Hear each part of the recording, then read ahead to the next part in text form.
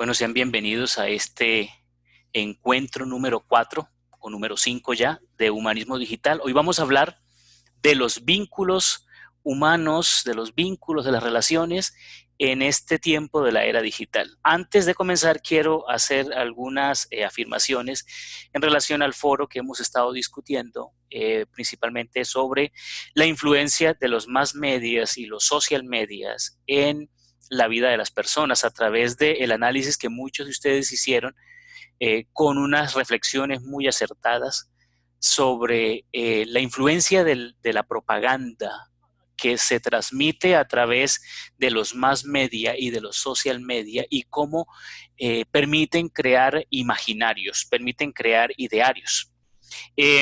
Yo quiero que en esta misma línea analicemos durante 5 minutos un breve video que les traigo a continuación, que corresponde al análisis, a la entrevista que le hace un periódico nacional a quien fue el director de la campaña del no por del plebiscito del 2016, que tenía que ver con el proceso de paz, ¿cierto?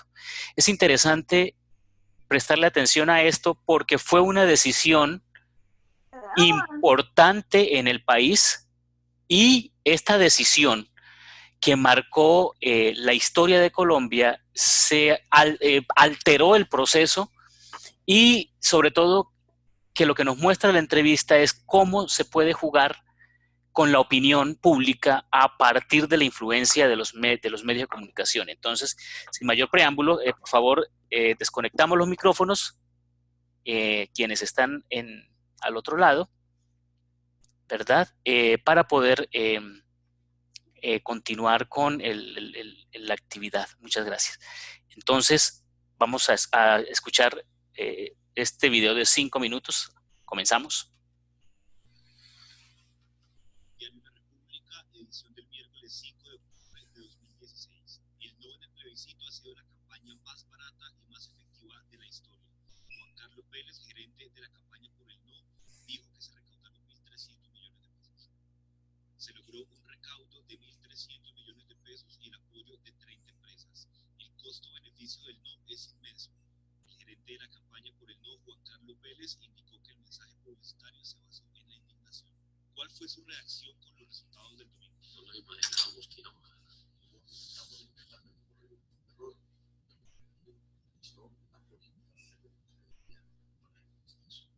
Si la lengua está tratando de México, ganaba desde la y ahora se lo tengo que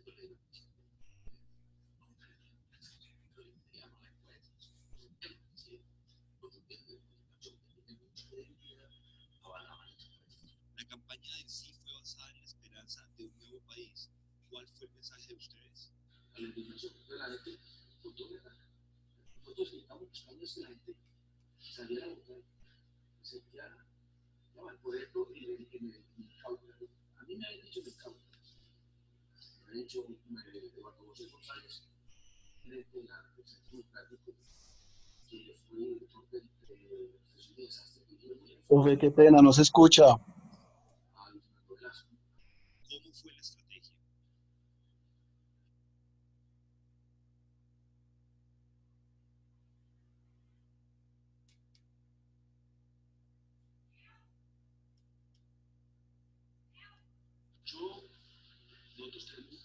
Yo descubrí que es una cosa súper. ¿Qué me pasó a mí? Una cosa.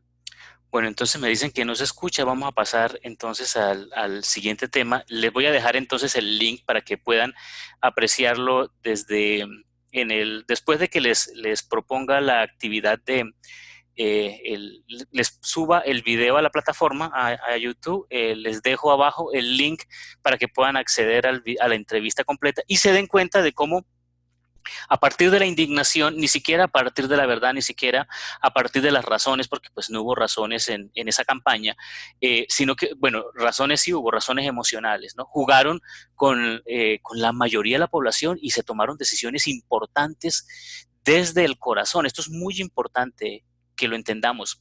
Y es que en este momento, en este instante en el cual nuestra vida está de alguna manera dirigida por la influencia tanto de los mass medias como de los social medias, nuestras decisiones pueden estarse tomando de manera errada, y esto implica un grado de reflexión y un grado de análisis de las cosas que se nos presentan. El fin de semana, una de las columnistas favoritas que me encanta, se llama Rosa Montero, sacó un artículo el domingo criticando justamente, por ejemplo, uno de los referentes y de los íconos colombianos sobre y con una gran influencia sobre la juventud colombiana, como lo es Maluma, donde él pone en su Instagram y en su página de Facebook el nuevo jet que se compró, el avión privado. Entonces, y lo pone con una frase bien particular, ¿cierto? Los sueños se cumplen. Y entonces estaba muy feliz él por su avión privado, ¿verdad? Un avión privado que probablemente cueste tal vez unos 18 millones de dólares, unos 22 millones de euros. O sea, unas cifras cifras desorbitantes en un país atravesado por la miseria, y que lo pone de referente, ¿cierto? Un niño de 25 años se consigue un avión. Y este es el modelo que tiene nuestra sociedad para nuestros hijos. Entonces es muy lamentable, es muy, muy triste que nos encontremos frente a estas situaciones, y que estos imaginarios que son producto de nuestra sociedad de consumo son los referentes que están en este momento eh, dirigiendo la vida de nuestros jóvenes y la vida y la nuestra también, ¿cierto? Algunos querrán tener un jet, ¿cierto? Es muy interesante, lo pueden encontrar en el periódico El País, se llama Desear es peligroso, de Rosa Montero. Sigamos aquí. Vamos a entrar entonces empleando una metáfora de uno de los sociólogos y filósofos más grandes del siglo XXI y del siglo XX, desde luego murió apenas el año pasado, Zygmunt Bauman. Zygmunt Bauman se conoce en la historia tanto de la filosofía como de la sociología por haber acuñado un término, una metáfora maravillosa que nos cae como anillo al dedo para nuestra reflexión del día de hoy. Se llama la modernidad líquida. ¿Qué tiene que ver la modernidad líquida con el humanismo digital, con esta cátedra? Pues bien, el análisis que va a hacer Bauman es justamente en este mundo atravesado por la globalización y atravesado por los mass medias y los social medias, se ha convertido en un mundo que él llama líquido. Una modernidad líquida significa que esa modernidad que se creía en el siglo XVII, XVIII y parte del XIX, que iba a consolidar la vida de los hombres, pues en este momento esa solidez ya no la encontramos. No la encontramos ni en la economía, no la encontramos en las relaciones humanas, no la encontramos en el conocimiento, no la encontramos en la vida. El mundo se ha vuelto líquido. Por eso Bauman emplea esta categoría para hablar de estos elementos que son transitorios y que son individualistas, que se refieren y que hacen parte de lo que es el sistema capitalista. Es decir, cuando hablamos de liquidez también estamos hablando en términos de la economía. Es decir, la liquidez la liquidez es el dinero que usted tiene en este momento en su bolsillo, es el dinero líquido, es el que tiene a la mano. Y en esto también se transmite a nuestras relaciones personales, a nuestras relaciones emocionales, y que también hace parte o describe la precariedad de estos vínculos humanos que cada vez son más volátiles, más flotantes, y que han perdido esa responsabilidad hacia el otro. Por eso es una metáfora muy, muy, muy que nos viene como anillo al dedo. Este es Bauman, ahí lo tenemos. Bauman nació en Polonia en el seno de una familia pobre, humilde, judía. Por ser judío estaban huyendo en los tiempos de la guerra, de la Segunda Guerra Mundial, de los nazis. Se trasladó primero a la Unión Soviética y para regresar después a Polonia cuando se acabó la guerra, ¿cierto? Fue militante del Partido Comunista y fue profesor en la Universidad de Varsovia, allá mismo en Polonia. Bauman es de Varsovia, se ve obligado a irse de Polonia en el 68 a causa de las políticas antisemíticas que también desarrolló el gobierno comunista. Recuerden ustedes que a los judíos los han perseguido en todo lado. Y posteriormente va a enseñar en los Estados Unidos y en Canadá, y desde luego va a permanecer en Inglaterra desde 1971 y va a ser profesor de la Universidad de Leeds, y desde luego va a ser profesor emérito hasta el año pasado que murió. Entonces este hombre nos va a traer una reflexión y nos va a describir este mundo moderno atravesado por los más medias, atravesado por una economía global y atravesado por un momento en el cual la vida nuestra comienza a ser regida por fuerzas tanto económicas como virtuales. Características de esta modernidad líquida, de este mundo líquido. La primera característica que encontramos es la peligrosa extrañeza de los otros en la sociedad de la incertidumbre. Los extraños, los foreigners, irritan, desagradan, molestan, incomoda. Su presencia ensombrece y eclipsa la nitidez de las líneas fronterizas. En estos tiempos y en estos últimos 2 años en que hemos visto la migración venezolana, por ejemplo, a nuestro país, una de las reacciones que probablemente hemos tenido ha sido la irritación frente a pueblo como el pueblo venezolano en los cuales que hemos sido hermanos, ¿cierto? Y que hemos participado de una historia común desde los tiempos de la colonia, en el proceso de la independencia hasta nuestros días, y que hemos sufrido la torpeza, por ejemplo, de malos gobiernos y el abuso del poder. Entonces, esta es una de las primeras características. El otro, el extraño, es peligroso. Es la sociedad en el cual yo miro al otro con recelo porque siento que el otro me va a robar, siento que el otro me va a quitar el trabajo, siento que el otro me va a quitar la libertad. Y esta fue la base, por ejemplo, del discurso de Donald Trump para llegar a la Casa Blanca. Decir que ese otro que es mexicano, que es salvadoreño, que es centroamericano, que es hispanohablante, es mi enemigo, que me va a quitar el trabajo y me va a destruir el sueño americano.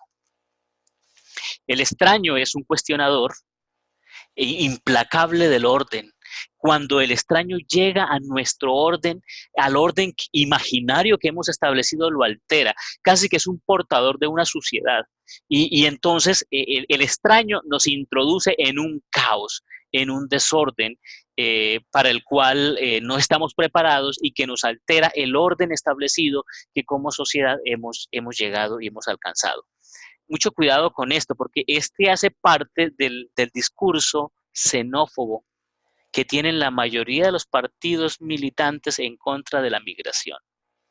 Cuando, desde luego, la migración ha sido un fenómeno natural tanto a los animales como al Homo sapiens. Es decir, la migración ha sido una de las situaciones para las cuales tenemos que prepararnos, porque las próximas migraciones van a ser probablemente por el cambio climático.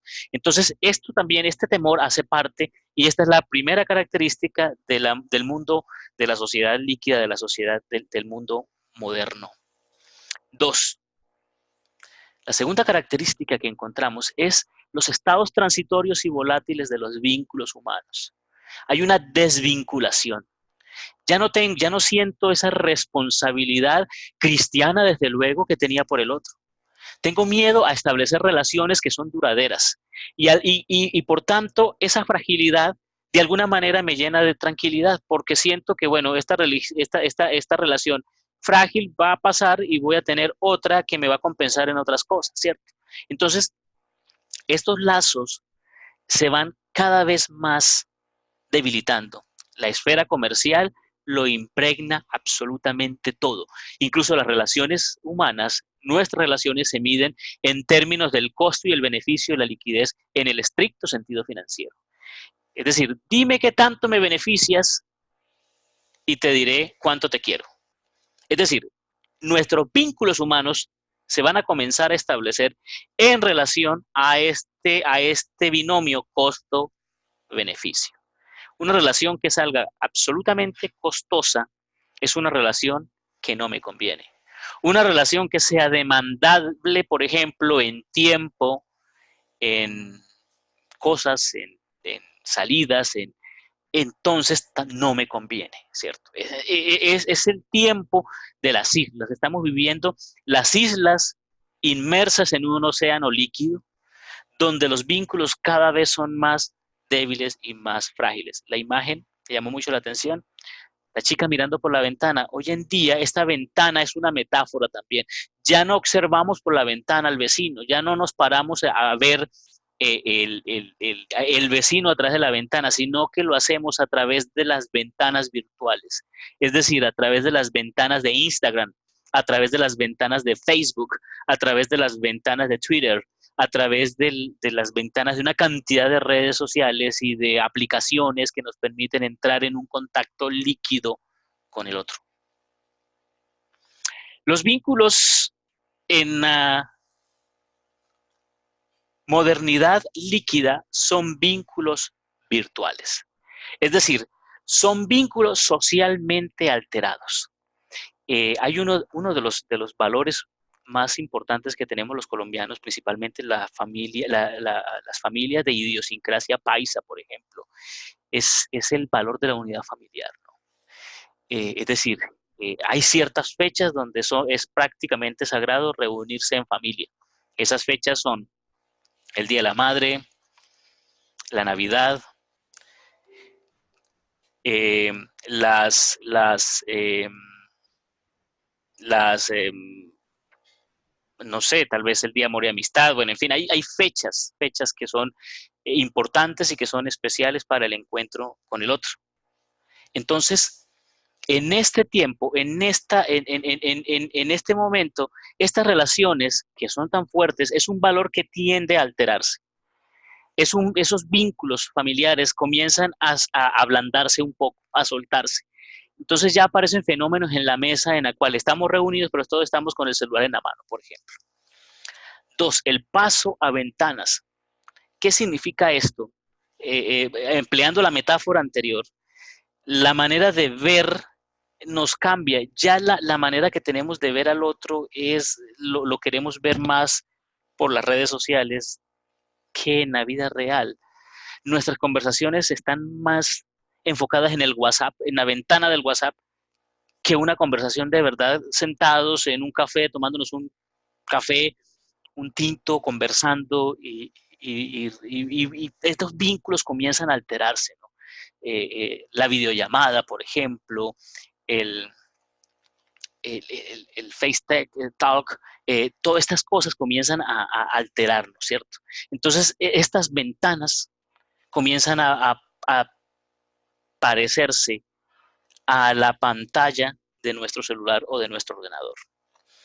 Facebook se convierte, por ejemplo, en un lugar de apropiación. ¿Qué quiere decir esto? Hay muchos estudiantes, hay muchos chicos, hay muchos jóvenes, por ejemplo, en la ciudad de Medellín, en las comunas, que no tienen, por ejemplo, una habitación propia, que comparten la habitación entre todas las familias, por ejemplo, o toda la familia duerme en una misma habitación, ¿verdad? Ah, pero este chico tiene su perfil de Facebook. Su perfil es el lugar de apropiación. Es el lugar imaginario donde tal vez el chico o la persona no es como es, sino como desea ser. Facebook se convierte en el lugar ideal para apropiarnos y para sentirnos como nosotros desearíamos ser, ¿cierto? Las redes sociales entonces se convierten también en un lugar de espionaje personal. Antes preguntábamos al vecino, a la compañera de la escuela o de la universidad por la persona que nos gustaba, por ejemplo. Ya no lo hacemos, la buscamos en Facebook o en Instagram, le seguimos, vemos sus fotos, tratamos de entender sus gustos, tratamos de entender los likes que da, a qué páginas le da like, a qué deportistas o a qué banda musical, y entonces ahí tenemos una manera de espiar al otro y es a través, por ejemplo, de Facebook. También vivimos en el tiempo de la imagen photoshopeada, ¿no? Es decir, esa autenticidad de mostrarnos tal y como somos, pues también se evidencia en la manera en cómo nosotros usamos los filtros y photoshopeamos nuestras fotos que queremos publicar perfectas, divinas, en las páginas, en nuestro perfil de Facebook o en cualquiera de nuestros espacios en la red, ¿cierto? Y esto también, estos vínculos virtuales nos afectan el conocimiento. Hoy en día es muy fácil copiar, cortar, pegar, ¿verdad? Es casi la costumbre, tanto de los adolescentes, y esto es uno de los fenómenos del hipertexto, ¿no? Es decir, esta realidad, esta relación con el conocimiento, deja de ser una relación con el conocimiento y se convierte en una relación con la información. Y el problema es que la información requiere tiempo para digerirse, requiere tiempo para poderse entender, pero como vivimos en una sociedad sumamente compulsiva, vertiginosa, en el cual los eventos suceden de una manera tan rápida, entonces no tenemos tiempo para asimilar y por eso somos tan supremamente frágiles. Sigamos. En nuestro cuarto punto, tenemos entonces que hay la cuarta característica de la modernidad líquida es la desterritorialización. Hay una adicción a la seguridad y hay un miedo al miedo. La pertenencia a ningún sitio. Hay una ausencia de raíces, hay una ausencia de anclaje al territorio, a asumir nuestra cultura, por ejemplo.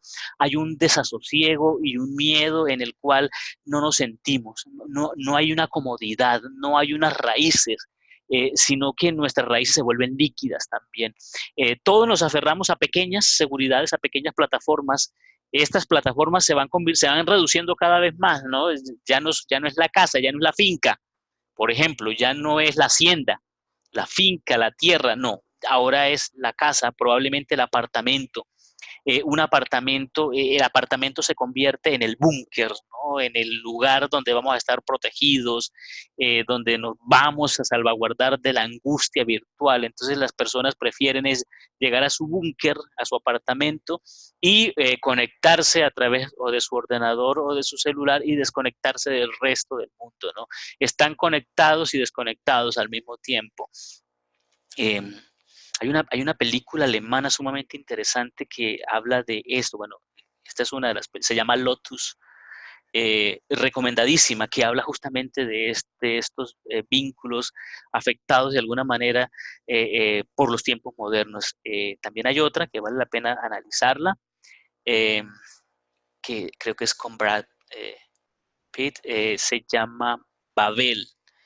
Es tres casos enlazados que hablan justamente de estas realidades en la cual es común la angustia y la soledad.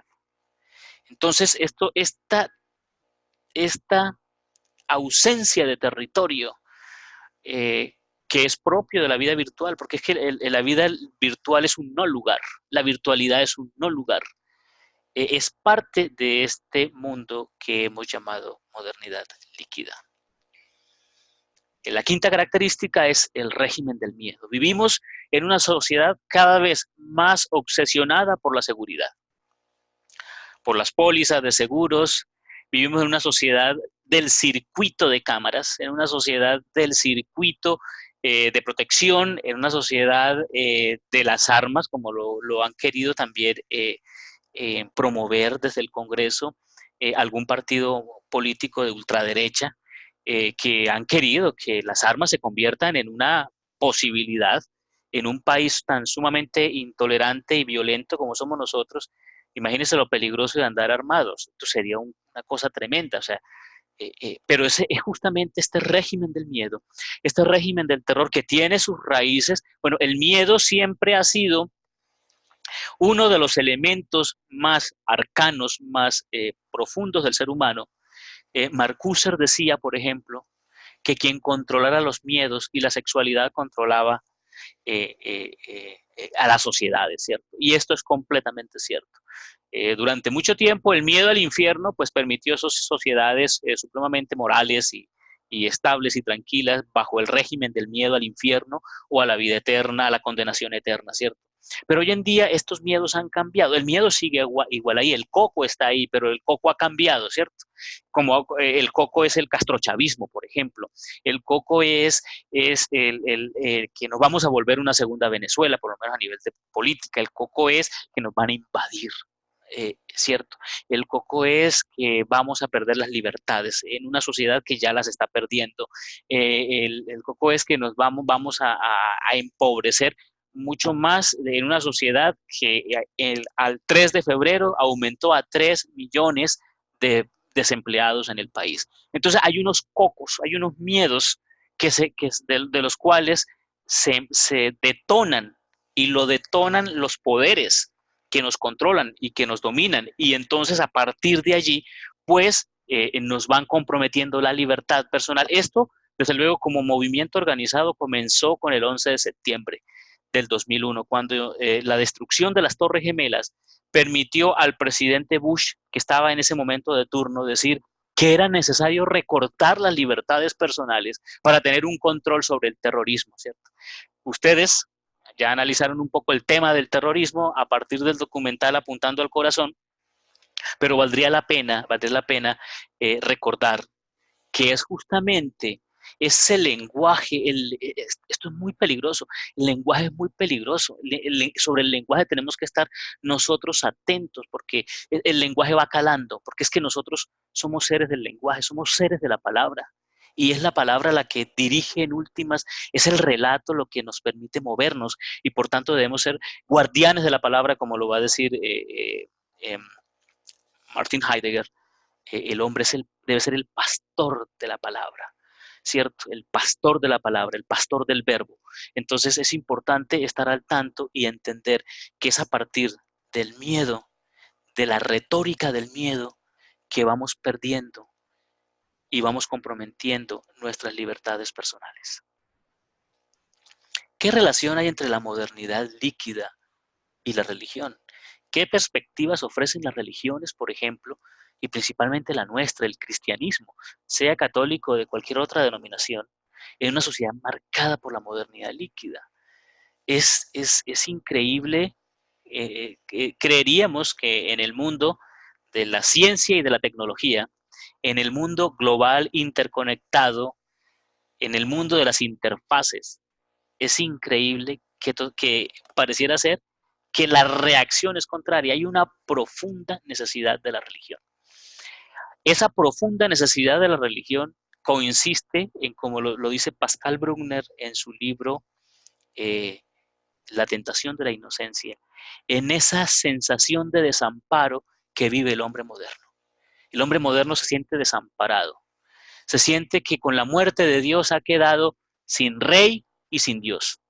Entonces hay una búsqueda y hay una necesidad de encontrar, de seguir movimientos carismáticos, movimientos de nueva era, movimientos sincréticos, religiones animistas, religiones pseudocientíficas, religiones naturalistas, meditaciones. Hay una vulnerabilidad que hace a los humanos necesitados de experiencias de seguridad y sobre todo que sean experiencias extranaturales, sobrenaturales.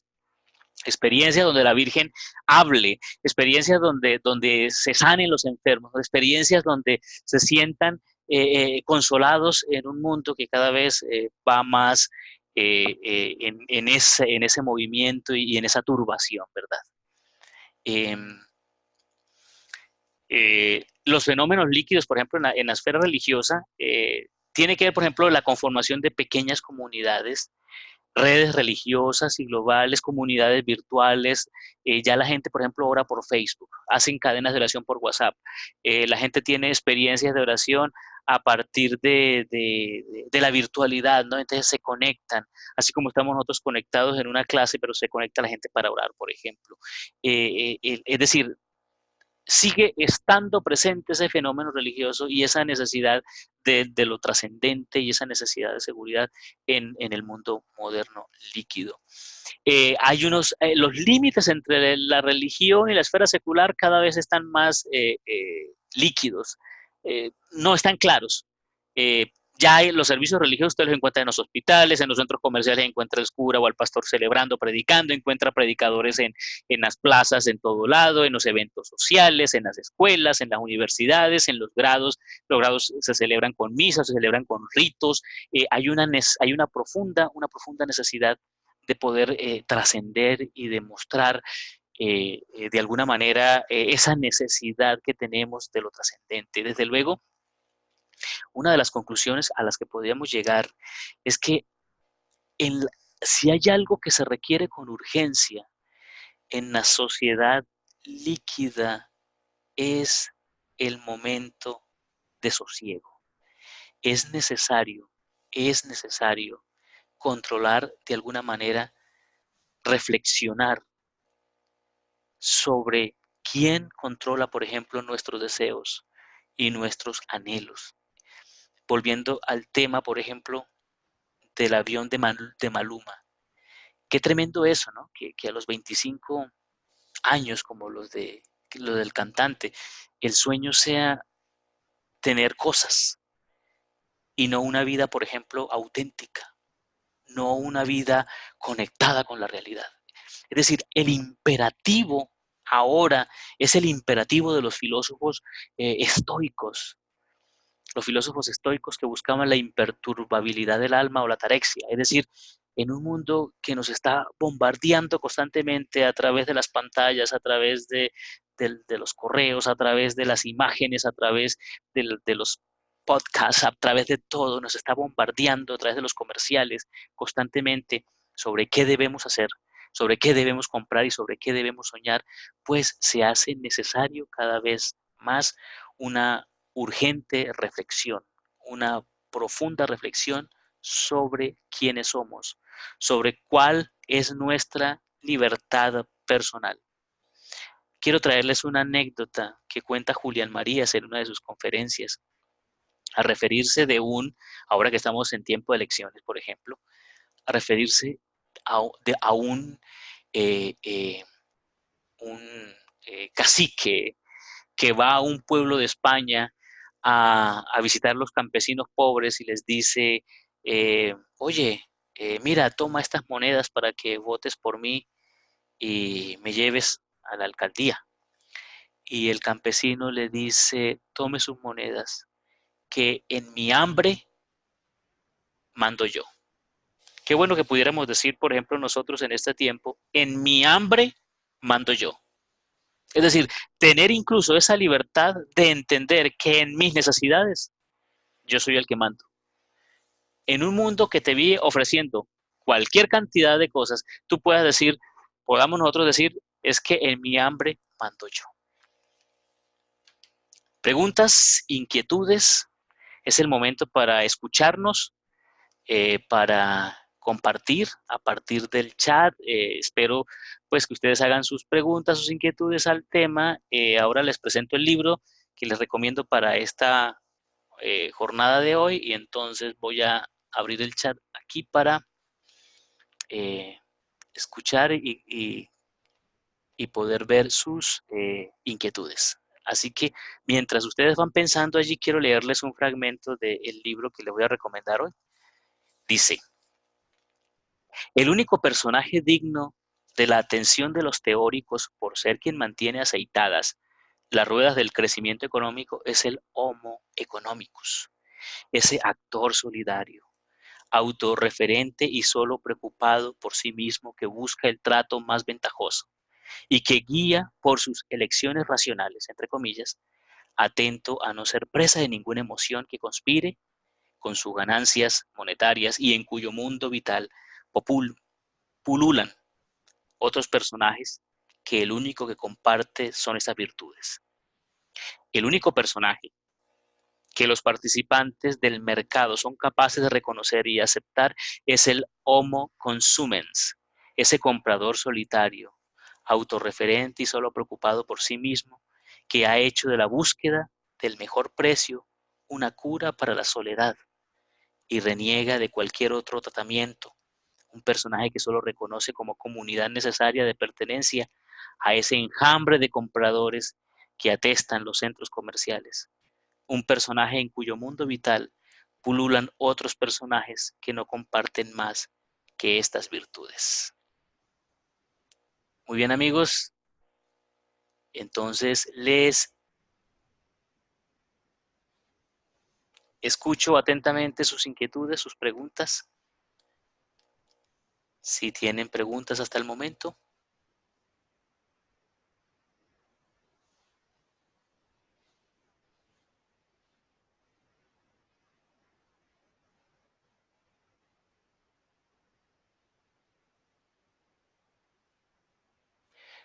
Bueno, vamos a comenzar con Marlene Brisbani. Dice, ahorita hablando de política, es injusto la cantidad de senadores que tiene nuestro país y la cantidad de dinero que se gastan para pagar sus honorarios en un...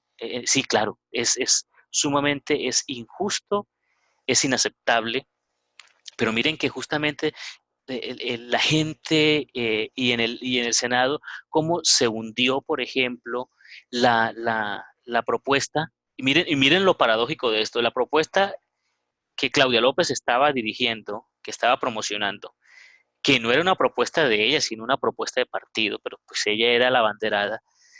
Muchas personas por la homofobia eh, lo que hicieron fue literalmente hundir esa reforma. Una reforma que la estábamos necesitando urgente, urgente. Jefferson, sí, recibí tu mensaje, te respondí incluso, y estoy pues a la espera. En Estados Unidos tiene un senador por estado, sí, es cierto, y, y digamos que los beneficios no son tan altos como los que tienen ahora, es que aquí los beneficios son de todo, carro, celular, viajes, y no son cualquier viaje, son viajes en primera clase. Entonces, sí hay una necesidad de una reforma y hay una necesidad de una reflexión del pueblo. El pueblo tiene que comenzar a reflexionar, a pensar. Y para tomar postura y reflexión, lo primero que tiene que hacer el pueblo es apagar las pantallas, principalmente las pantallas que tienen nombre propio y que están bajo el servicio del poder, ¿cierto? Esas pantallas son Caracol RCN, son pantallas que hay que apagar. Los periódicos que tienen que leer el pueblo colombiano no son los periódicos normales, o sea, por lo menos el espectador es un poquito más objetivo, pero el Tiempo es el periódico, es el periódico del Estado, es el periódico del poder. La revista Semana se está convirtiendo en lo mismo, que era una revista que mantenía de alguna manera un estatus no neutral, pero sí que tomaba postura política, ya no se puede leer, y menos con Vicky Dávila. Bueno, qué pena mencionar nombres aquí, eh, que no debería. Entonces, sí, es decir, tenemos que ir haciendo nuestra propia reflexión, tomar distancia de muchas de estas situaciones y desde luego tratar en lo posible de llegar a unos estados de conciencia que requerimos.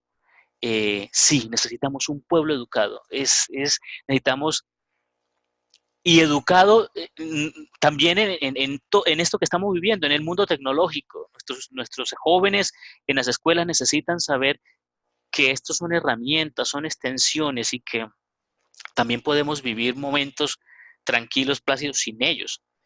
Eh, creo que hacia eso apunta y debe apuntar esta cátedra de humanismo digital. Dice Danly Carolina, los colombianos aprenderán a votar cuando entiendan que a ellos no se les debe dar las gracias ni rogar por hacer el trabajo por el que se les paga. Sí. Eh, el colombiano tiene que aprender, o nosotros tenemos que aprender que la política, el ejercicio de la política, el ejercicio de lo público, lo que es la res pública, la cosa pública es la cosa de todos. Esto no es del Estado, es que el Estado somos nosotros. Cuando el pueblo colombiano entienda eso, entienda que con el voto puede hacer transformaciones, con el voto a conciencia, cuando entienda que no puede, que en su hambre debe mandar él, cuando lo que pasa es que es muy complicado la manera en como el colombiano compromete la dignidad cuando hay hambre y es una situación bastante dolorosa e injusta, sobre todo cuando hablamos de hambre en un país tan rico. Sí, la política es que la política, dice Aristóteles, es aquello con natural al ser humano. Para Aristóteles, por ejemplo, el hombre es un zoon politikos, es un animal político. Su naturaleza es política. Esto es sumamente interesante, pero hemos convertido la política en una cuestión de beneficio, la hemos instrumentalizado y para lo malo, ¿cierto? Tenemos también que salir de ese concepto del trabajo como penoso. Yo no sé si ustedes han escuchado la canción El Negrito del Batey, porque el trabajo para mí es un enemigo. Ese concepto tenemos que cambiarlo también. Hay cierto aire a veces, cierta cosa que nos permite, da a entender como que hay que dignificar ese concepto del trabajo. Las personas venden el voto por una sola comida y aguantan hambre 4 años. Es una afirmación contundente y legítima. Muchas gracias. Sí, sí, es cierto. Sí, entonces creo que, que la verdad debemos necesariamente comenzar a tener una postura más reflexiva, más crítica. Este cambio va a requerir algunas generaciones, pero es responsabilidad de nosotros desde las humanidades llegar a estos cambios tan necesarios y tan especiales que la humanidad que estamos necesitando todos. Bueno, voy a poner un momento la cámara para mostrarles el libro que quiero compartirles. Se llama Amor líquido de Zygmunt Bauman, acerca de la fragilidad de los vínculos humanos. Es el libro que les quiero recomendar en el día de hoy.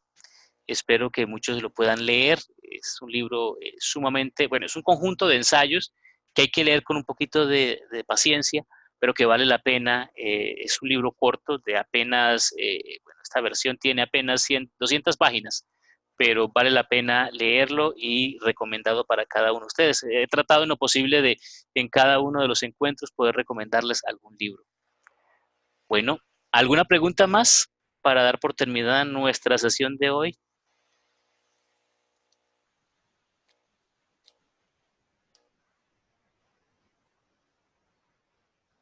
Bueno, muchas gracias, Dubán, y muchas gracias a cada uno de ustedes por haber estado presente. Nos estaremos viendo la próxima semana, pues a la misma hora y en nuestro mismo espacio virtual. Tengan entonces ustedes una buena noche y un resto de semana maravilloso, así que seguimos en contacto. Una feliz noche para todos. Muchas gracias por la atención. Mañana estará en plataforma el video. Saludos a todos y bueno, hasta la próxima.